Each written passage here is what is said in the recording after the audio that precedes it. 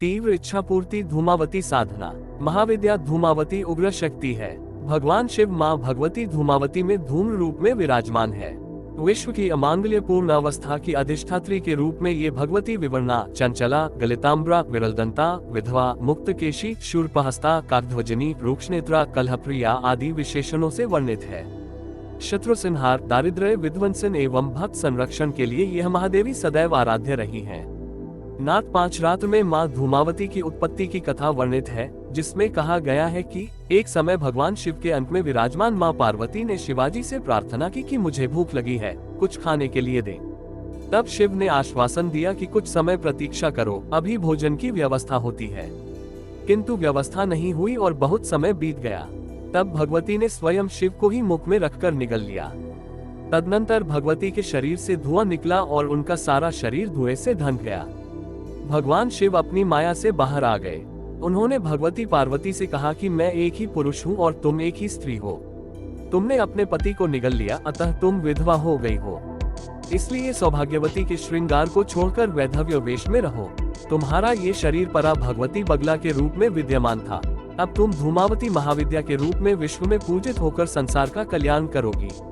स्वतंत्र तंत्र के अनुसार सती ने जब दक्ष यज्ञ में योगाग्नि के द्वारा अपने आप को भस्म कर दिया, तब उस समय उनके जलते शरीर से जो धुआं उत्पन्न हुआ, उससे भी मां धूमावती का आविर्भाव माना गया है। नारद पांचरात्र के अनुसार देवी धूमावती ने ही उग्र चंडिका, उग्र तारा जैसी उग्र तथा भयंकर प्रवृत्ति वाली देवियों को अपने शरीर से प्रकट किया। उग्र स्वभाव, भयंकरता, क्रूरता इत्यादि देवी धूमावती ने ही अन्य देवियों को प्रदान किया। देवी की ध्वनि हजारों गीदड़ों के एक साथ चिल्लाने जैसी है, जो महान भयदायक है। देवी ने क्रोधवश अपने पति भगवान शिव का भक्षण लिया था, अतः देवी का संबंध अतृप्त क्षुधार्त भूख से भी है। देवी सर्वदा अतृप्त एवं भूखी है। परिणाम स्वरूप देवी दुष्ट दैत्यों के मांस का भक्षण करती है, परंतु इनकी क्षुधा का निवारण नहीं हो पाता है। देवी धूमावती की उपासना विपत्ति नाश, स्थिर रोग निवारण, युद्ध विजय एवं घोर कर्म मारण, उच्चाटन इत्यादि में की जाती है। देवी के कोप से शोक, कलह, क्षुधा, तृष्णा मनुष्य के जीवन से कभी जाती ही नहीं है, स्थिर रहती है।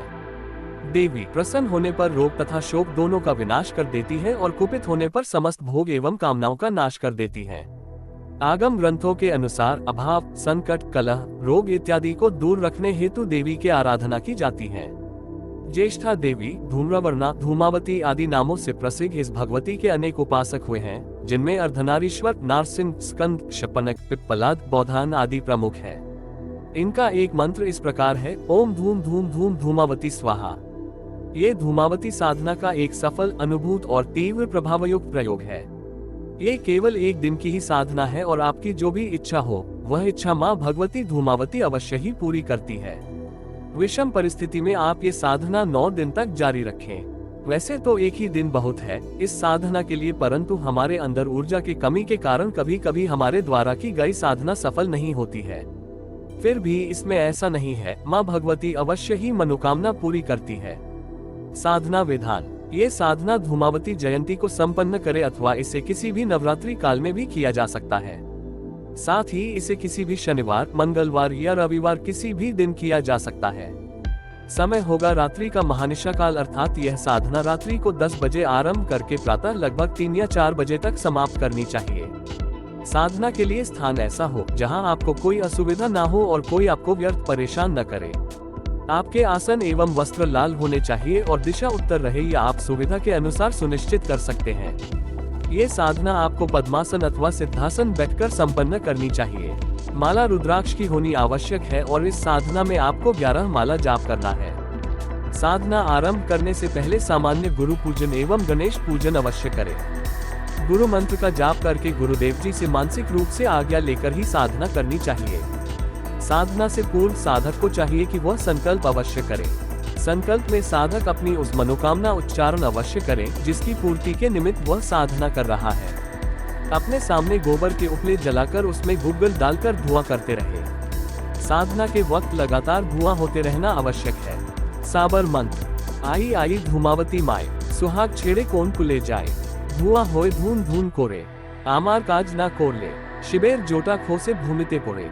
मंत्र जाप समाप्ति के पश्चात साधक एक आचमनी जल भूमि पर छोड़कर समस्त जाप मां भगवती धूम्रवर्णा धूमावती को ही समर्पित कर दे।